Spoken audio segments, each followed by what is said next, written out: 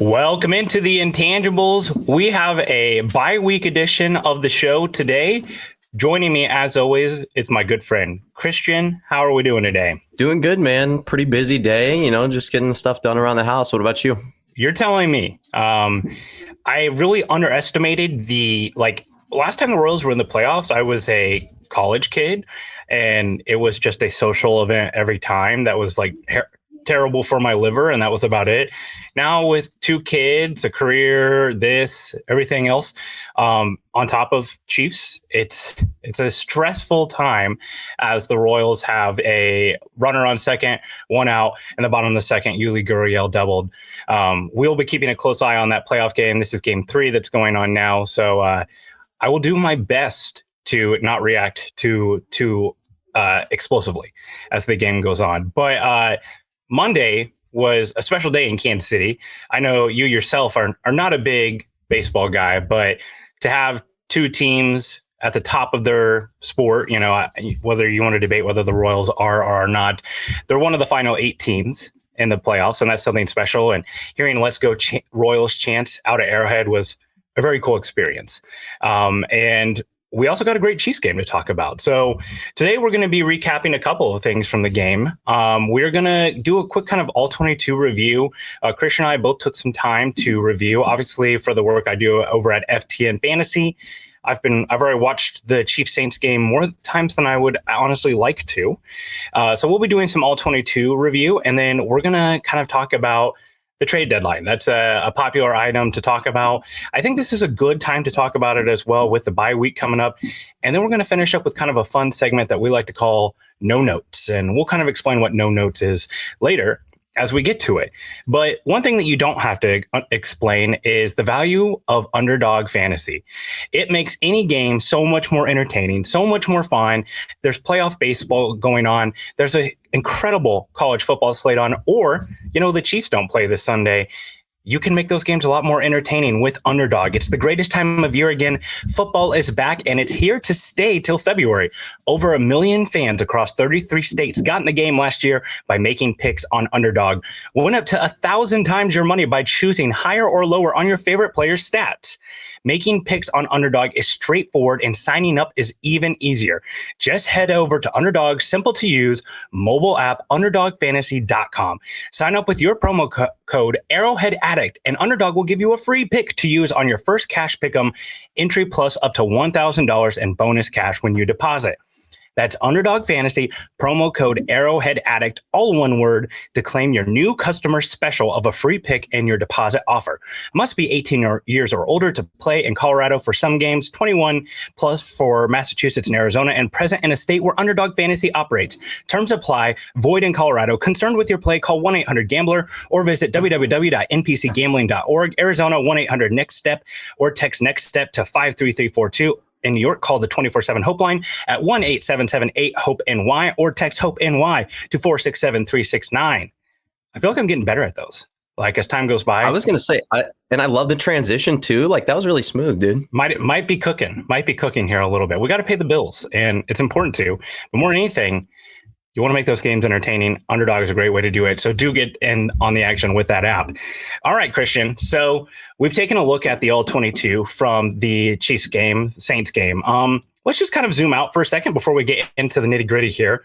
What were your thoughts about the Chiefs win? They double up the Saints 26-13. Big takeaways from the Chiefs win on Monday night. So this is kind of going to sound like it's, not entirely thought through, but it seemed like there were a lot of miscues that were going on. I still know we scored 26 points, and that's, doubled up the Saints. That's, a significant win for the Chiefs. But it seemed like there were a lot of things that were not, firing on all cylinders. Yeah, I do get what you kind of mean. It felt like a game that honestly could have been closer to 33-16 or 13, right? Because of how many times they wasted opportunities in the red zone. But I think we need to zoom out a little bit and just kind of put some perspective on what type of team this was coming into Arrowhead. This was a team that was number 2 in defensive DVOA and the top scoring offense in the NFL. And yes, some of those stats were paper tiger stats, as far as playing the Carolina Panthers and beating up on the Cowboys in week 2 in a game that really just went everything went right for the Saints. But this was still a quality win. And I do think the Saints are going to regress. And I talked about it a little bit with you that I think the ultimate like nail in the coffin for this team, why they will not be the team that they were through the first couple of weeks of the season, is going to be because of depth. And that kind of goes into those salary cap issues that we've talked to about with that team. They just don't have the depth. When players start getting hurt, like Pete Werner, the linebacker, or, all the offensive line injuries, Cesar Ruiz wasn't in this game. Eric McCoy wasn't. Those issues started to show up, and Derek Carr started turning back into the pumpkin that he is under pressure. And Steve Spagnuolo is a madman, and he just was in his bag all night. I think my favorite was, I can't remember what particular down it was, but there was one that was a very obvious passing down that they had to have. It was like 3rd and 13 or something. And they had everybody on the line of scrimmage, they cover zero, right? Like just 2-man corners. That's it. Najee Johnson was out on an island against Rashee Rice. And they're just like, you know what? We're showing everyone and we're going to send everyone. And it was one of those like, oh, are some of them, is this like a simulator package? Nope. Like we're sending them all. And it was great. It was awesome to see Spagnuolo just still have the recipe for Derek Carr. But overall, I think this is a game you got to feel pretty good about. Again, I continue to think that the Chiefs' best ability is to win ugly games because there's a lot of teams that lose ugly games, right? Josh Allen just lost a game that he completed 9 passes in because Khalil Shakir wasn't there. And this is the first full game that we've seen without Rashee Rice, and the Chiefs double up a good team, and they still, come away with a win. That's huge. Oh, yeah. And kind of really surprising. I know we went through all of the, we didn't do our Red Friday predictions here or anything like that, but your analysis on Raheem Shaheed was, I got to give you some props here, man. Like he caught that deep ball over the middle of the field, and I was like, oh yeah, there we go. Yeah, he's actually charting the Saints snaps. I believe him now. I didn't know that you might have been front a little bit before, but that and Alvin Kamara pretty well shut him down. It was very, very cool to see. It was pretty obvious that Alvin Kamara wasn't feeling himself. He had been on the injury report and he didn't look quite as dynamic. Although after that first play where he kind of reversed field and turned a 3rd and 1 and went all the way back around the field, I was like, oh, we could be in for a long night. Because he's just a different type of runner than they've seen yet. But yes, and Rashee Shaheed, the Saints are predicated upon taking those 2 to 3 deep shots off of play action. But something that I felt really good about was the fact that the Saints had almost never played a full game where they were down the whole game. And when they got that turnover at Derek Carr, I was like, okay, if they go score here, they're going to be in situations where the play action is not going to be as effective, and they're going to have to do some true drop back. And that's not something they've done a ton of under Clint Kubiak. So it was good to see. Christian, you want to go first on some of your offensive all 22 takeaways, maybe some players that you focused on, or what were some big trends that you noticed? Yeah, so I really focused on the running back duo of Carson Steele and Kareem Hunt, and then I looked at the left tackle and then Xavier Worthy. So this was kind of a big game for the offense. A lot of moving parts, a lot of pieces that were switching in and out. A lot of unknowns too. We had seen Xavier Worthy take some big steps forward early in the season, but he was never really the focal point, if you could call it that, of the offense. Not to say that he was this game, but I think he was expected to, step up a little bit, take a bigger target share, and make plays. Same thing with Kareem Hunt and Carson Steele in the backfield. It's like, hey, we've got 2 guys. We don't really know how good either of them really is. Carson Steele has shown some promise, but he had some fumbles, and Kareem Hunt hasn't been on the roster since, 2018? So, yeah, and then same with the left tackle spot. We've got 2 young guys still trying to fit in. How is it all going to work? Let's talk about Xavier Worthy first. And we can kind of pair him with this left tackle position that was fluctuating. So I charted all of his snaps. I went through, looked at every single one of them, got them all written down. He was open a lot. I don't know if you've had a chance to watch the all 22 of the offense, but there were multiple plays. I think I had 5 times where he ran out on a route and was not covered. And I had just as many of those times, and he was covered, excuse me. And I have just as many of those times where he's 10, 20, 30 yards down the field and he's not covered. And that's not to mention all the little stuff underneath that he had opportunities that, Mahomes couldn't get him on, or he was the decoy route on. So Xavier Worthy, if you're looking at this Chiefs offensive wide receiver room and you're, a little shaky about what's going on, I feel pretty confident going forward that Xavier Worthy can take an even greater step. And my prediction of 1,100 yards that I had in the preseason, I think we're maybe going to reach that before the end of the season. I wonder, here's the thing. I think a lot of the screen grabs, a lot of things I've seen, some of the things that I noticed, admittedly, I didn't take as close of a look at the Chiefs offense versus defense. I wonder how many of these shots that we're seeing where he's open are plays that aren't necessarily achievable for the offense or Patrick Mahomes, given the protection they have. One of the things that we talked about that was kind of an underrated storyline is the Chiefs had been talking all summer about how they wanted to take as many deep shots as possible, and they were going to stretch the field. And they had done a lot of that with Hollywood Brown, Rashee Rice, Xavier Worthy. I do kind of have some concern that Wanya Morris is kind of tracking the way that he is tracking before, where the first couple of games that he started, he looked really good. And I remember writing articles about what if the Chiefs had their left tackle. And then as time went on, he started to regress and teams started to get more tape on him.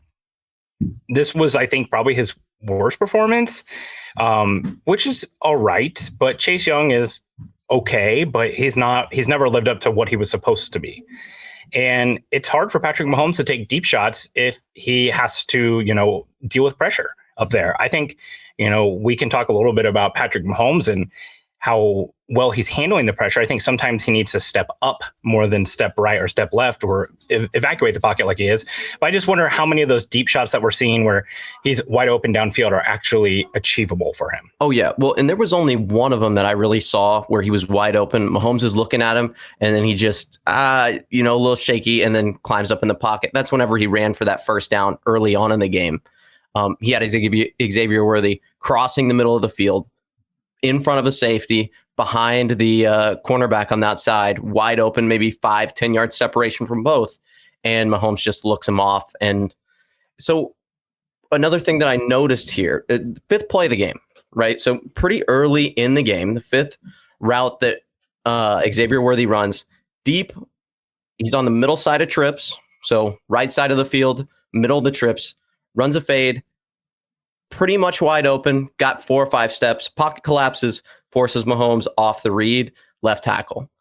Another one, open late, probably runs the wrong route on one of these, but clearly covered by double. Like, he's seeing routes develop late and getting open late. The problem is that Mahomes is either shaken in the pocket and he can't step up to make that throw, or he doesn't trust him to make the catch. Now, more oftentimes than not, it's the collapse of the pocket. Mahomes runs off.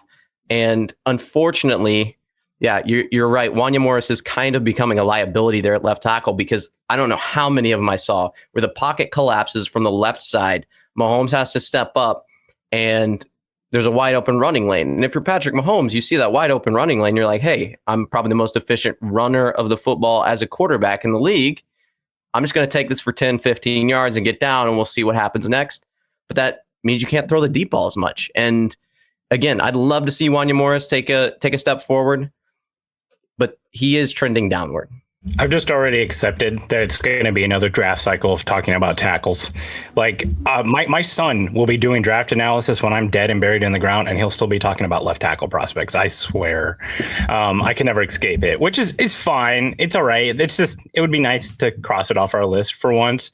And who knows, like, maybe the bye is a nice chance for them to take another look at Kingsley Suamataia and see what they think of him, and maybe if he can be inserted back into the lineup at some point. I think Wanya's got a certain ceiling that right now is safer floor, but the ceiling's not as high as Kingsley because of the athleticism and some of the things that he can do in the run game.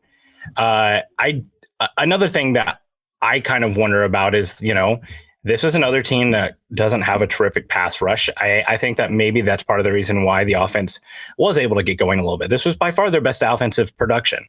Juju Smith-Schuster, let's talk about that for a little bit. Obviously, I related it to the Toby Keith song. I'm as good once as I ever was, but I'm not as good or whatever the song is. I can never get the lyrics right. But basically, like, I think you can be good for a game like this, but I don't know how sustainable this is. Where did the space come from? Like, do you think that this was just a game that Andy Reid really pulled out all the tricks to get Kelce and Juju both high school wide open several times?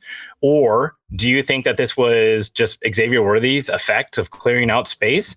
It's being felt here, and it's creating room because, quite honestly, I mean, I'm not sure we saw Rashee Rice get that open at times. Oh yeah, no.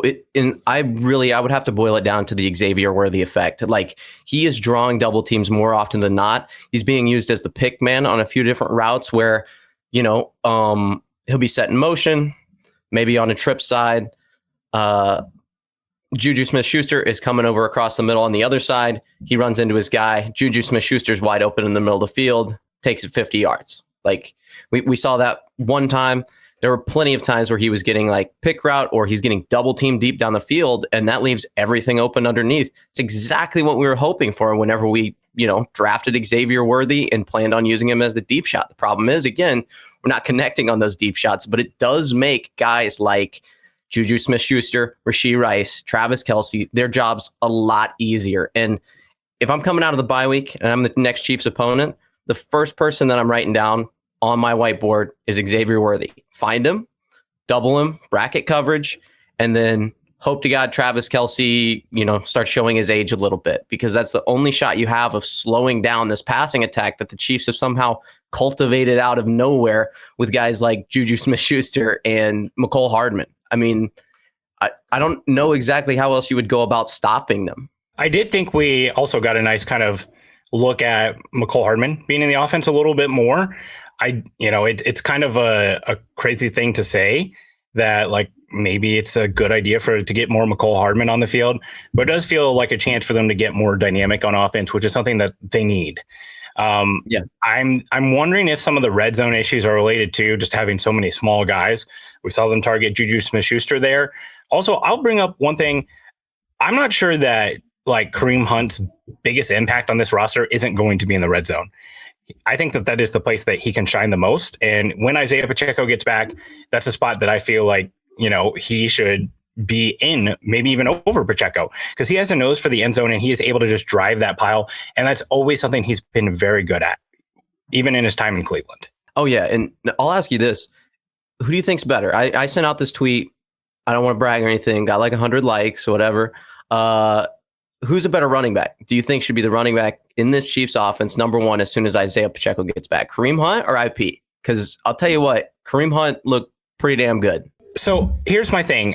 I think with Isaiah Pacheco, I think he should get the lion's share of the carries for a couple of reasons. One, despite him getting injured, this is, he is the younger, fresher set of legs, especially when he comes back. And also, I feel like Isaiah Pacheco gives you a level of explosiveness that you're not going to get with Kareem Hunt between the 20s.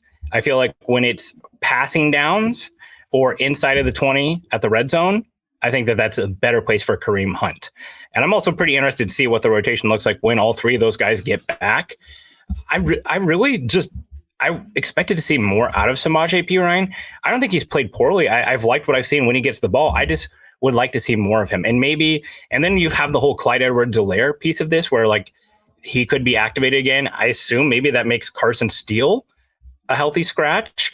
Or maybe it's Clyde because they like some of the fullback things. We've not really seen any of the fullback things from Carson Steele, but maybe that's a place that they start to use him more. So we will see. It will be interesting to see how that plays out. Let's go to the defense here for a little bit, because I do want to get to some of these other topics that we've got going. Defensively, we already talked about it. Steve Spagnuolo was really, really in his bag this night. I think these type of statuesque quarterbacks, Derek Carr moves a little bit, but he's not a runner. I think these are where Spagnuolo's blitz packages can really show themselves the best, right? Because he's not afraid if this guy breaks contain. And we saw it time after time where he was just constantly disrupting the timing of the offense. And a lot of these, Nate Tice wrote a really excellent kind of 3-piece article right before the season called, I think it's like Defending the 3P or something like that. And basically it's talking about the biggest things that the Chiefs have been able to do to get this far and what they can continue to do to the 3P. And the first part of that article, I'd really recommend reading. It talks about the things that Steve Spagnuolo does that really stifles the Shanahan tree. And he's had more success against the Shanahan tree than a lot of other people. And part of the reason why is because of how much he puts on the plate of the safeties and the corners, where a lot of other offense or defenses ask that of their linebackers. And I think this is a great example of this. Like Nick Bolton was able to do the things that Nick Bolton does well. Lots of run blitzes to shut down that outside zone running game. And then a lot of the things that they do to test the perimeters with the speed that they have with the skill players, that was more on the play of the corners of Justin Reed. Justin Reed had a really good game. Didn't really show up a lot on the stat sheet, but I thought he did a lot of things really good as far as controlling the middle of the field, especially like the tight ends. They were very limited in this game. The teams really started out hot with tight ends against the Chiefs, and they've really slowed down there. So overall, I thought that this was great. One thing that really sticks out to me too is, and they mentioned on the broadcast too, I have charted the Saints every single week on offense. The amount of times, one of the things that I chart is defensive cushion. So how much cushion is given by the corners to the wide receivers. The amount of times I write 7, 8, 6 down for like the cushion that's given to the receivers, it's a lot. And in this game, almost every time, 1, 2, 1, 2. The Chiefs were up pressing the line of scrimmage. They went right at these receivers. And I think that's a great idea, especially whenever you consider they're traditionally running over 70% of the offensive snaps, Olave and Shaheed are. Olave was just erased from the field. Trent McDuffie, we don't talk enough about the fact that the Chiefs traded an all-pro caliber corner who was having his career year and really have not missed a beat. I'm really impressed with Trent McDuffie. And, it's been awesome to see how good he's developed. It starts and ends with Trent McDuffie. Like, as much as we talk about Chris Jones, as much as we give Nick Bolton hype finally, it all starts and ends with Trent McDuffie in the back end. Like, I don't know how much you could ask of the corners or of the safeties, rather, to do what the linebackers are expected to do as far as containing and stuff, if you don't have guys on the outside that can win one-on-one matchups versus a Chris Olave or a Raheed Shaheed. Like, those are tough assignments, and being able to do that really helps out the defense. Yeah, and I also would like to give a shout out. I think Jalen Watson's playing really well. Yes. Yeah. I think like with him, the thing was the last couple of years, he had a nice floor, but there were just some kind of like rough moments. He looks a lot more technically sound than he has in years past. And Najee Johnson has essentially made Joshua Williams a special teamer at this point, which is really surprising considering where we were in the summer with that group of guys. But Joshua Williams is just taking no defensive snaps. So been interesting to see how that's developed. And I think as far as I've seen, I didn't see anything from Najee Johnson that really made me think that that's not going to continue, which that's okay. You get your best guys on the field. And if Joshua Williams is, your fallback guy, if one of those guys gets hurt, you still feel pretty good about having him on the field. One player I wanted to highlight, because there's always a lot of intrigue. I put a few clips out on my Twitter. There's actually some pretty decent run defense snaps from Felix Anudike-Uzomah, which I did not expect to be saying, but I think his athleticism has played well there, like better than I expected. And this is against a big, powerful left tackle in Talisa Fuaga, who run blocking was his strength coming out. I was really impressed with that. The pass rushing, we'll just not talk about that. We'll just leave that off to the side. It's basically, the thing with him with pass rushing is just he has one thing, and that's just his get off and bend, and that's it. And he's not exactly quick enough at the get off or athletic enough to just run by guys. So that's where the issue kind of occurs, is that like it just doesn't feel like he's ever getting all the way there, right? Like there's so many snaps here. It's like, oh, he's right there, but never actually gets there. Let's see. Let me look over here, my notes. Oh, one other thing I want to talk about. I should have talked about it in my review. The Saints had an incredible game plan against Micah Parsons whenever they played the Cowboys. There were 4 hands on him every single snap. Chris Jones got that treatment. Chris Jones was a game wrecker the other night. And again, I don't think it showed up in the stat sheet a lot. Troy Aikman did a decent job of talking about it. Although, did you hear Troy Aikman say that he doesn't think that Spagnuolo blitzes that much? Oh, yes. Was that about the same? Yeah. There was he said that, and he also said the Chiefs linebackers can really run. And I'm like, my brother in Christ, what are you watching? That might have been true when Willie Gay's here, but I'm not sure what he's watching. But nevertheless, Chris Jones, he's having a defensive player of the year type of year. I know that that's what he stated his goal is. I think it's going to be tough, but he's playing really, really well. So, and then, we had some comments in the post-game show that throw out Brian Cook every time. I think this was probably Brian Cook's worst game, but I've not seen him be an issue consistently week over week, and that's including a game with Jamar Chase, right? I do think that the days are coming where they're going to play some really tough offenses, but look at the Chiefs' schedule. I mean, they've got the 49ers. That's not really scaring you as much as it used to with what their offense is, and you have the Texans who knows? Nico Collins just got put on the IR with a hamstring. We'll see. But there's not some scary, super dynamic offense out there that's really going to scare the team down the field. So overall, I'm not too concerned with Brian Cook. I know that there were some concerns, but a really, really solid defensive performance. And I feel really good about where this defense is, especially whenever you factor in they're going to get Charles Omenihu back. And I think there's more to come from George Karlaftis. He's kind of had a slower start to the year. I think, if they can get some more out of him too, this pass rush is going to look really good. Yeah, and so I got a few questions for you then. So we looked at FAU. He was really supposed to be this pass rush guru. You said he had a few, run defensive snaps that looked really good. Do you think he's not being utilized the same way as he was at K-State? Because I feel like his kind of whole game, right, coming out of college was, I have this massive cross chop. I'm going to beat your guy to the outside, and I have enough power that I can bend around the pot, or I can bend around this left tackle and create pressure from far left or far right or whichever side he's on. Do you feel like they're making him stick to his rush lane integrity more, and that's maybe forcing him to not look as good or like have as much juice as he did in college? I know he's put on a little bit more weight. That might factor into it a little bit as well. Well, we know for sure that he's not being utilized the same way because of the Big 12 defense, right? They run the 3-3-5 system where like he's lined up head over a guard a lot of times. And because of that, and the difference in the size and the agility of guards, he was able to be pretty dynamic against those type of players, guards at the college level, because he is just a high level athlete. And you mentioned him putting on weight here. I think that right now he's just kind of caught in between. Like, he either needs to slim down and just be a true speed edge guy, kind of like your Hassan Reddick type of profile, or he needs to continue to bulk and try to just be kind of a more complete 3-down player. So I think that right now he's playing out of necessity. I'll be interested to see what his role looks like with Najee Johnson. I really like him coming off of stunts. Like if that's something that they can scheme up every once in a while, where basically he's untouched running to the quarterback like we saw in the Falcons game, I think that's a spot that he could be effective in. But right now, Mike Dana is playing a lot of snaps, as is Malik Herring. We know Mike Dana missed a game with a calf injury. So I think I would be interested to see how this looks with Omenihu. So we'll see. Was that an intentional diss or unintentional? He would look really good running at the quarterback unimpeded. Because I feel like a lot of players would look really good if they were, straight running at the quarterback. Yeah, I take it as what it is, right? Like we talked about the fact that he sacked Kirk Cousins in that game and wasn't touched, but hey, he got there. And not every player on the Chiefs roster would have gotten there with his speed and agility. So I think he's like just a continued project.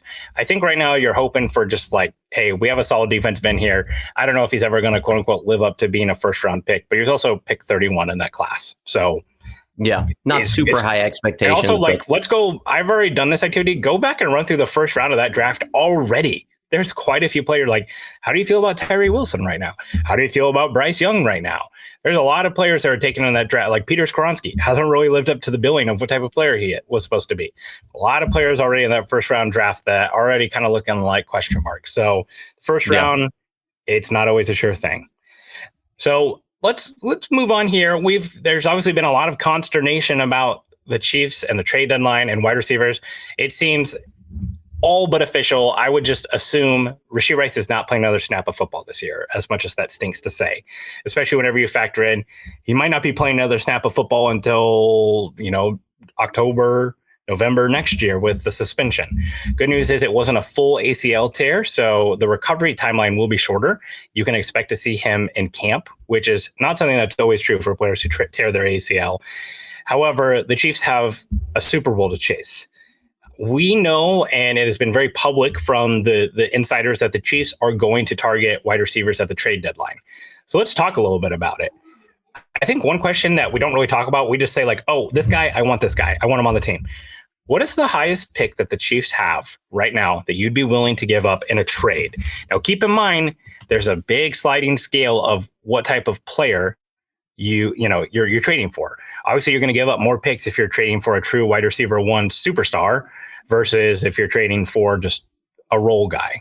So the Chiefs right now, they've got a 1, a 2, 2 threes from the L'Jarius Sneed trade, a 4, a 5, and a 7. They do not have a 6th-round pick. So obviously it depends on the player.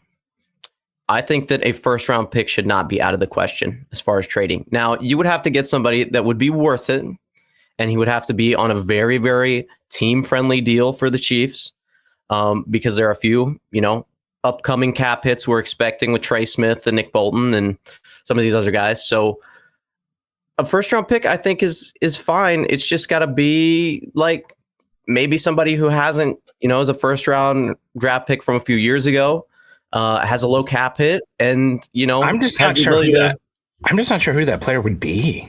I don't really, because here's the thing, let's take one of the best players in the NFL, Tyreek Hill, right? Like, that's the name. Everyone obviously connects the dots because of him being in Kansas City, but because of his cap hit and his age, I don't know if you would give up a 1st-round pick for Tyreek Hill right now. I think it might be a 2nd and just keeping the cap space too, right? I think that would be part of it as well. It's that you're taking on that cap space. Jamar Chase is the name that comes to mind. Obviously, that's not happening. That's just not happening, period. But that's the level of player. Devontae, thinking about that draft class where you're talking about a rookie. Devontae Smith's already got a new deal. Jalen Waddle's already got a new deal. Shout out to the Bengals for not extending their superstar, something they love to do. But I just don't really know. I don't think Devontae Adams is getting a 1st. I don't think Tyreek Hill's getting a 1st. I'm just trying to think of the player that fits the mold that you're talking about. Well, I know Terry McLaurin is kind of getting up there with the cap hit as well. Well, yeah, but you're not. I mean, the Commanders could win that division. I mean, right now, James Daniels is like a MVP favorite. Close to it. He's a superstar. So they're all gas, no breaks right now. They're going to be a mover and shaker at the deadline. But depending on where the Falcons could be, Drake London possibly could be a trade target. Yeah, they're in this win now mode, but I mean, we could really see them take a dive. They are so shallow at wide receiver, though. It is Drake London. That's true. Something we don't really talk about. I thought about writing an article about. I really think that the Chiefs should have might have made the wrong move in signing Hollywood Brown. Obviously, the injuries a big part of that, but how good would about Darnell Mooney? Yeah, how good would Darnell Mooney look in a Chiefs? Dude. I know he got more money, but he's been healthier consistently, right? And we can look at it, 2020 vision looking back, and we'd love to have a healthy wide receiver as well. But like you said, man, this isn't Hollywood Brown has had some injuries in the past. This is not a brand new development. And Mooney had 1,000-yard season too. We talk about Hollywood Brown having, a lot of people when they talk about Hollywood Brown and the things that they liked about him, they say, oh, well, he had 1,000-yard season with Lamar Jackson. That's pretty cool, right? So I don't know. Looking back, that might have been the right move. Have a little bit more long-term security there too. Okay, so for me, highest level of pick I'm willing to give up, I feel like the Titans pick. Right, that right now that's a pick in the 70s. They're a pretty porous team. That's going to be a pretty high pick. That's the Titans 3rd-round pick. That's about as high as I'm willing to go. Anything higher than that, I just not sure they even have the cap space for to really make the move. Which is something else that I wanted to bring up. She's have 4.1 million cap space. They could potentially convert some of Patrick Mahomes' contract and open up some cap space up to 14 million. I don't think that that's going to happen, but I don't know, man. I think this is a lot harder of a needle to thread than people think it is. Oh yeah. Now, would you trade a higher pick than that for somebody who is not a wide receiver? Because I feel like there are some other needs on this team that might be able to boost the offense up that, maybe not in the wide receiver department. The only other position, teams just don't trade starting caliber quality left tackles almost ever, unless you're Washington, whenever they traded Trent Williams. But that was kind of a unique situation where he was sick and basically was holding out. I mean, if you told me hey, you can get an all-star left, an all-pro left tackle, I would move several 1st-round picks because it just would open up so many things. But it doesn't really happen, right? I don't really know that name's out there at edge defender. Like, I'm trying to think of an edge defender that the Chiefs could move that would be in that category. Hassan Reddick, maybe. Yeah, but not a Kinda? first. I mean, not a first or a second. I mean, at this point, you're thinking like a fourth or a fifth, given how broken that whole contract negotiation is anyway. Okay, well, let's do the thing. What are some names that you like at wide receiver? Some people that you think would be a good fit for the Chiefs if they were to make a move for wide receiver and kind of fit the things that we're talking about: cap space, picks, etc. Oh, who's that wide receiver? I just lost his name, from Green Bay, who's disgruntled. You just got Romeo Doubs. Romeo Doubs, yeah. So I think he is somebody that maybe you could find as a younger guy that you could fill in and would be kind of cost efficient at the wide receiver position. I also like low key kind of like the George Pickens idea, where he's very disgruntled with the Steelers and can't seem to get 10 targets a game. So he's going to be, mad and throw temper tantrums on the field. Not saying I'd like it if he did that in Kansas City, but I also think he'd be getting more than 2 targets a game. Just as another younger guy who could come in. Other than that, I mean, Amari Cooper seems to be the name everybody's clamoring about. Yeah, Romeo Doubs is interesting because he actually kind of has a profile, like lots of separation, good yak ability, pretty good speed. He's a guy that would make some sense. They have a lot of bodies in Green Bay, but if you think about it, like Christian Watson just cannot be relied upon. He gets hurt too much. They've got Dontavian Wicks, who is kind of he's a guy who has a big blow up game every once in a while and then goes quiet. They've got Dobbs. They've got the tight end. Like, they've got a lot of guys there, but I'm not sure that they have one player that I just feel like, Jaden Reed is the star there for sure. But I don't know that they'd be ready to subtract from that group. I do understand that he was disgruntled, but also like this is peak Super Bowl window for them as far as the quarterback contract. This is kind of one of the last years that Love is going to be affordable. I would be surprised to see them move Romeo Doubs unless the situation is just so toxic. Pickens, I think that's a pipe dream just because that wide receiver room is already so incredibly thin in Pittsburgh. If you're trading him, like wide receiver 1 is like Van Jefferson. It's crazy. And also I'll throw out the fact that the Steelers have a long tenure of handling these disgruntled wide receivers. And, eventually Antonio Brown did get traded, but that was much later down the road. I just see them having more of a runway with Pickens than right now. And, I know that drama's kind of flared up a little bit, but he'll get fed a game and have 102 touchdowns, and then it'll all be good again for a little bit. Some different names from me. One that I think makes some sense and would kind of be a nice long-term option would be Christian Kirk from the Jaguars. First of all, we've seen the Chiefs, the connection that they have with Doug Peterson to the Jaguars. It's going to help with the offense. Christian Kirk is going to be able to come in and maybe be a little bit more effective right away than some other players would be because of his ability to learn the offense quickly. He's a guy that's going to run out of the slot, which I know Juju likes to do and some other players do. He also fits the small, shifty separation profile that the Chiefs like. So, he's not too big. Thank goodness the Chiefs wide receivers can't be big. And I think like he can help stretch the field, do some of the things that Hollywood Brown was supposed to do. Also, he has more of a year of control left. So like next year, whenever Rashee Rice is suspended, you're not just right back into the same situation. Now, he's going to take some cap space. They can probably work that out with whether it be Mahomes' contract or if the Jaguars eat some of it. But he's a guy that I think could make some sense. Another guy, much more halfable, would be Darius Slayton from the Giants. He just had a 100-yard game against the Seahawks. This is a guy who is really good after the catch. I think that if there's one player in the league other than Deebo Samuel, who I think like really emulates what Rashee Rice does, it's Darius Slayton. Again, you have a slight Chiefs connection with their head coach who used to be on the Chiefs staff. I'm not sure that the offenses are as similar as Peterson's is to the Chiefs, but that could make some sense and is not going to cost a lot. They are definitely dedicated to Malik Neighbors. I've written about Jalen Hyatt and him making some sense as well.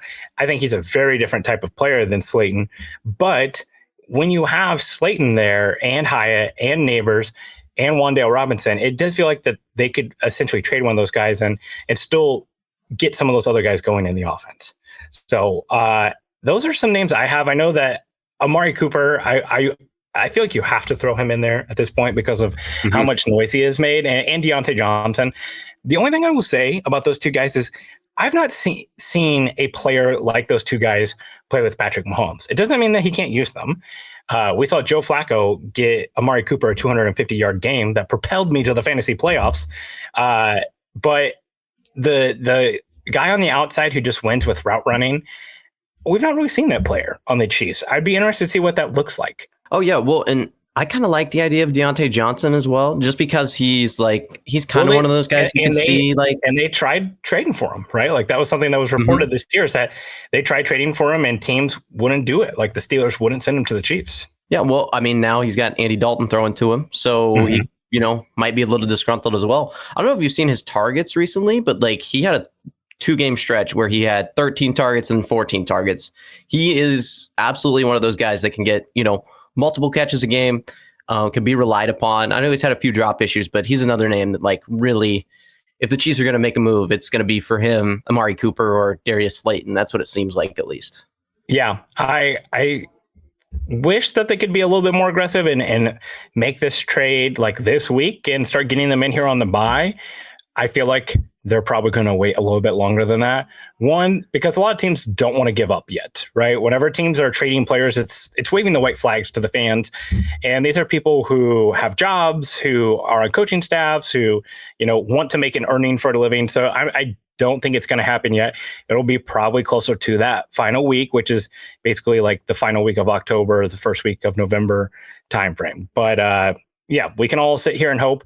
If push comes to shove, you can have your dream. Just know, like we're going to keep the limits of reasonableness here, like not Justin Jefferson. Of the guys we talked about, you can add one player to the offense. Who's it going to be? Just the guys we've talked about here? Yeah. Or, a reasonable trade target. Let's not go outside the box here.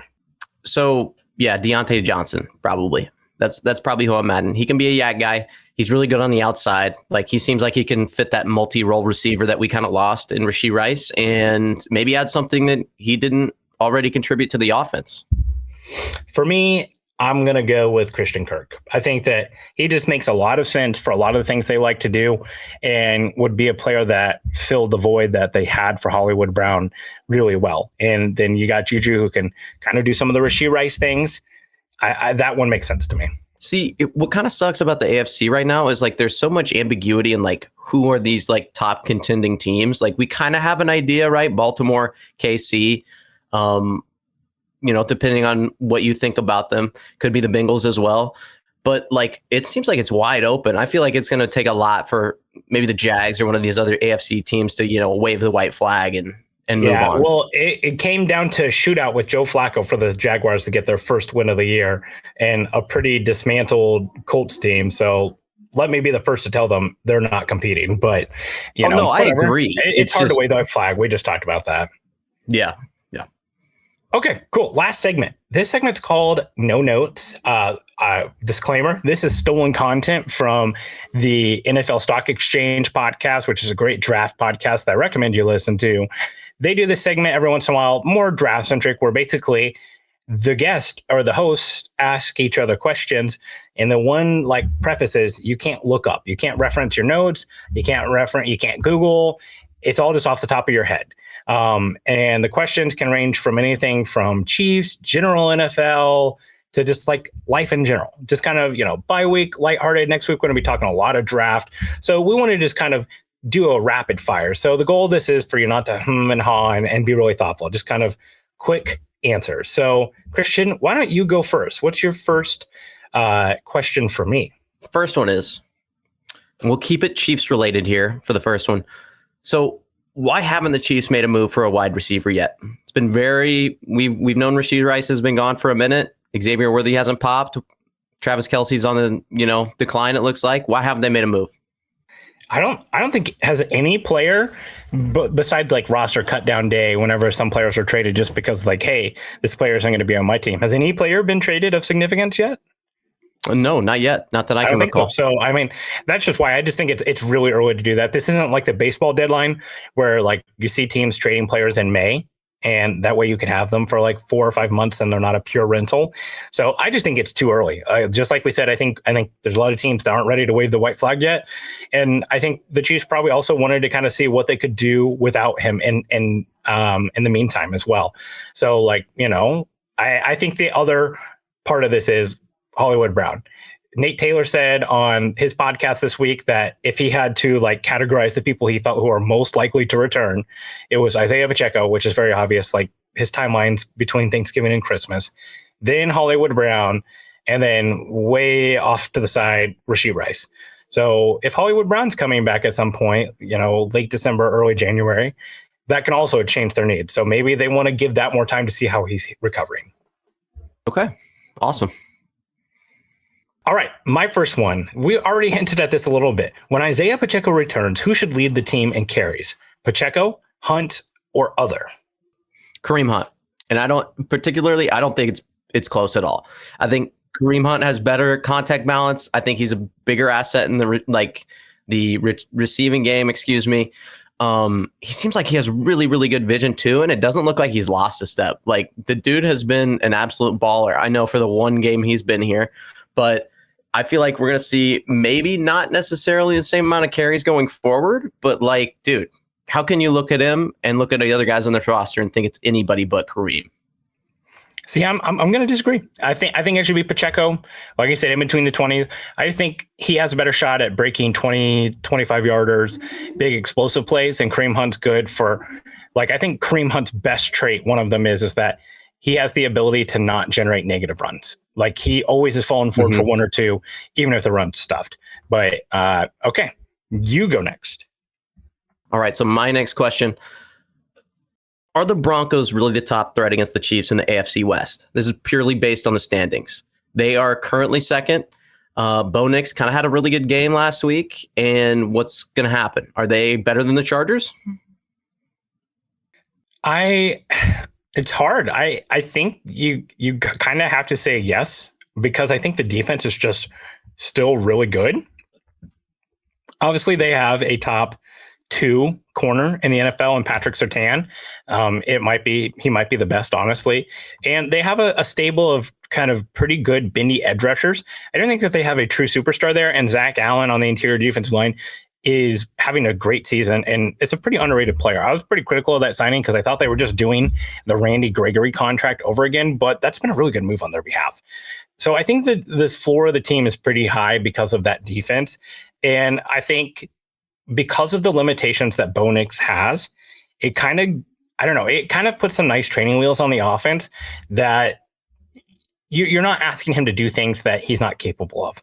Whereas you get other guys like Caleb Williams or, Jake May's getting ready to start, and they're like, oh, well, you were a top 2 or 3 pick and you've got this big arm. Like, let's try to make you run the full offense. Let's run the Tom Brady offense. And that's just not really something that's achievable. So for me, I think, yes, I think the roster is just too shallow for the Chargers. Justin Herbert's definitively the better quarterback. And I do think long-term, like Harbaugh might be the better coach.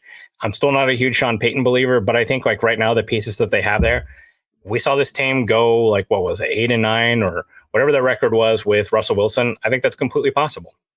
Yeah. Well, and I think you made a really good point about Bo Nix and being very limited. Like when you're building a team, you're looking at like, hey, what's our identity? Are we going to be a smash mouth team? Are we going to be an air it out team?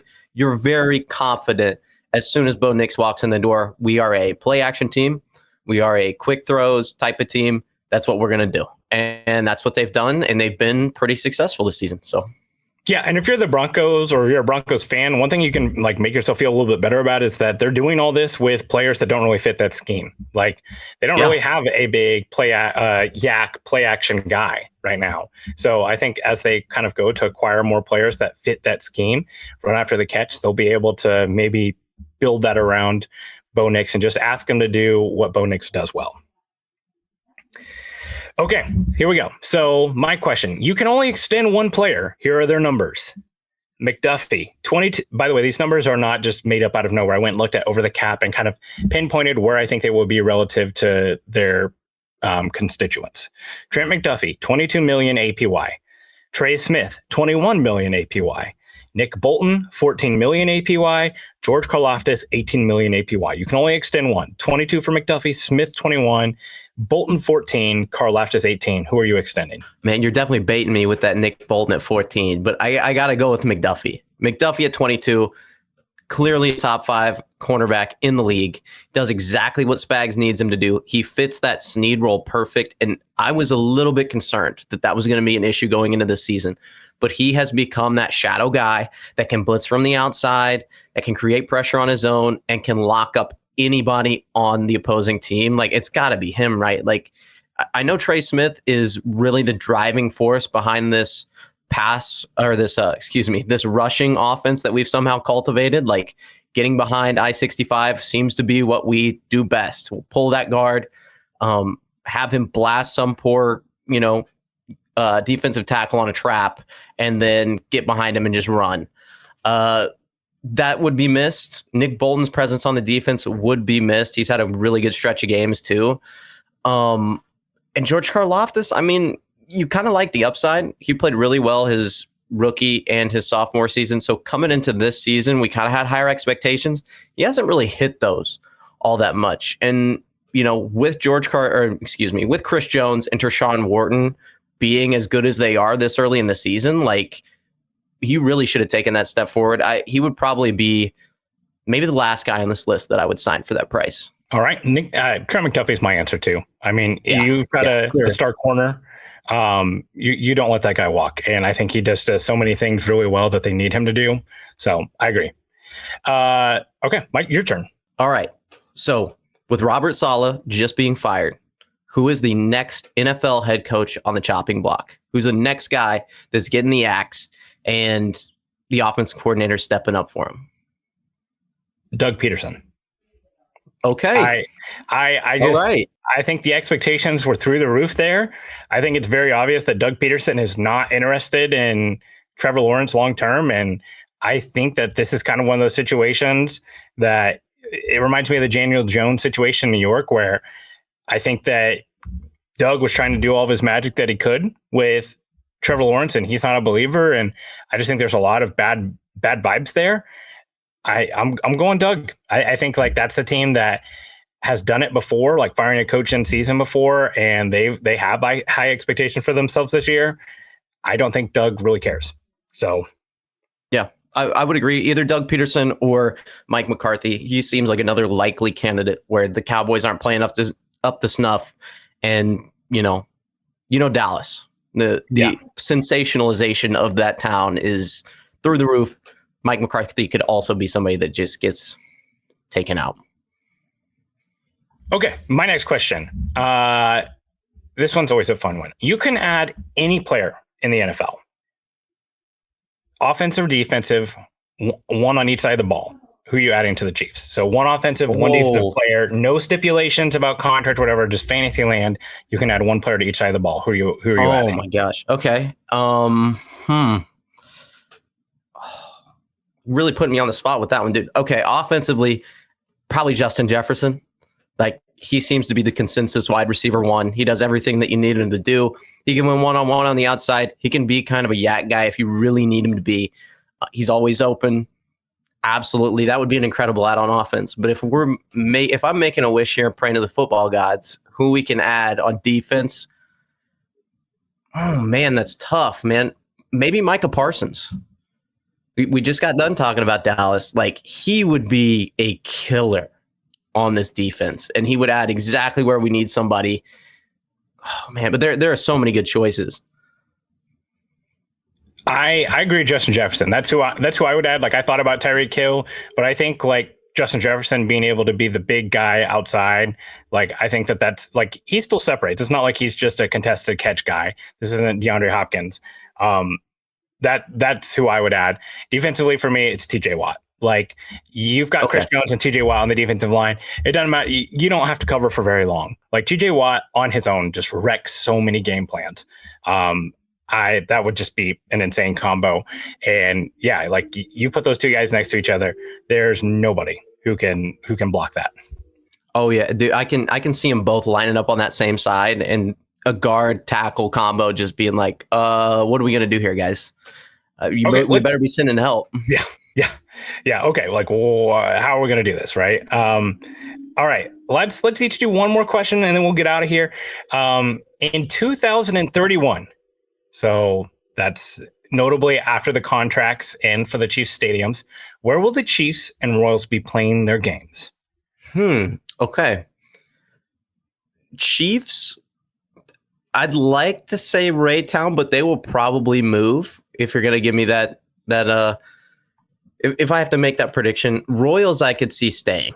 Royals, I could see moving into Kansas City, maybe downtown, them making some sort of change there where we have like sort of a St. Louis type of vibe with the downtown. Everything is kind of centered around that. But man, that's so tough. Like, what do you think? You think they're moving? You have to assume, right?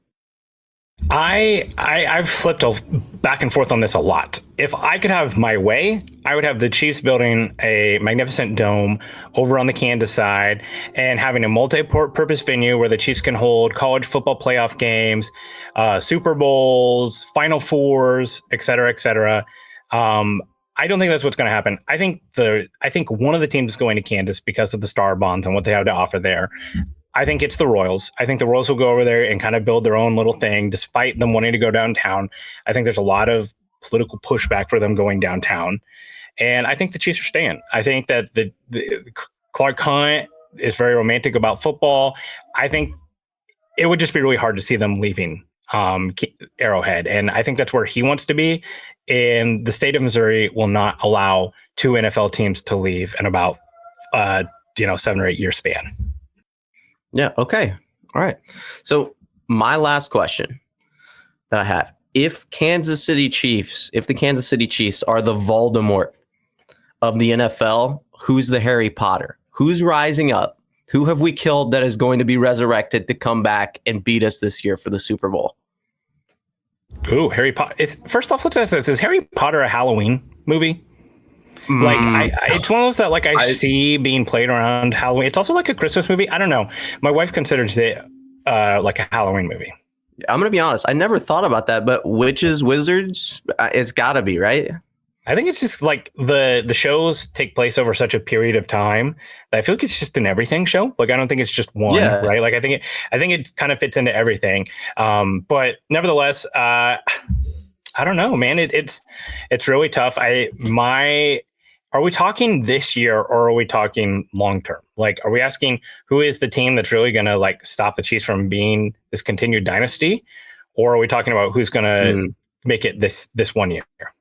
Well, I'm going to be honest. I haven't watched the Harry Potter movies, but like maybe 2 or 3 times each. So I don't remember how many times Voldemort died, but he died X amount of times. The Chiefs have lost X amount of times since Mahomes have been here. We'll say this year. This is the last chance.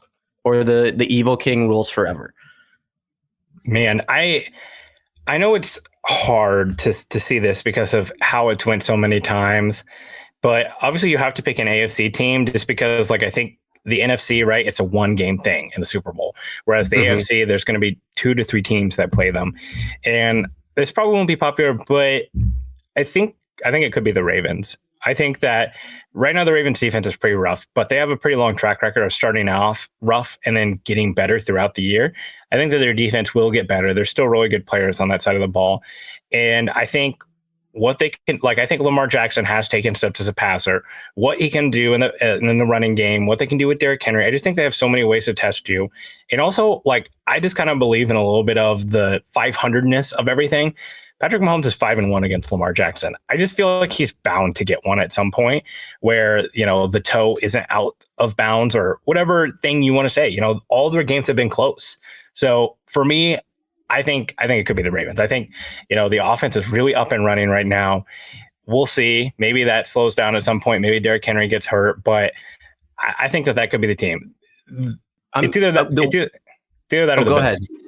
Yeah. Okay. All right. The way you teed that up, I really thought you were going to say the Bengals. Like you really started out. You're like, I know it's hard to see, but the Bengals have a really good offense. And the defense is just so bad for the Bengals, man. Yes. I don't think that you can like we've seen the Chiefs do that before, where they had a defense that porous. And also, I don't believe in the Bengals' ability to stay healthy. Like T. Higgins has an injury track record. So does so does Joe Burrow. They're on their third string right tackle already. Amarius Mims left that game injured. Shocking. Amarius Mims gets hurt. Who could see that coming? I don't think that. I think that they're a little too fragile because of the defense. Yeah, okay, I would agree, but just the way you teed that up, I agree. Probably Baltimore. They seem like the team to beat. I also would have accepted for an answer the 49ers, even though they don't look particularly good this season. Feel like maybe they make a move at the trade deadline, get a little bit better, and then Brock Purdy just puts on a show. Turns into 2023, excuse me, Brock Purdy, and then just balls out. They have all the pieces. George Kittle's finally healthy somehow, and they just turn it all around. Yeah, I think that they're kind of facing the Super Bowl curse a little bit right now, but there's still a lot of season to go. So be keeping a close eye on them, obviously, as the Chiefs are getting ready to play them. That's going to do it for us today here on the Intangibles. We thank you all for listening. Please make sure you like and subscribe to the channel and help support the podcast as much as possible. We're trying to get to 400 reviews on the Arrowhead Addict podcast. Be sure to leave a note about how much you like the Intangibles. We accept all bribes, so please do so. For me, for Christian, thank you, producer Richard, for doing such a great job. Go Royals, go Chiefs, and until next time, that's going to be it for us.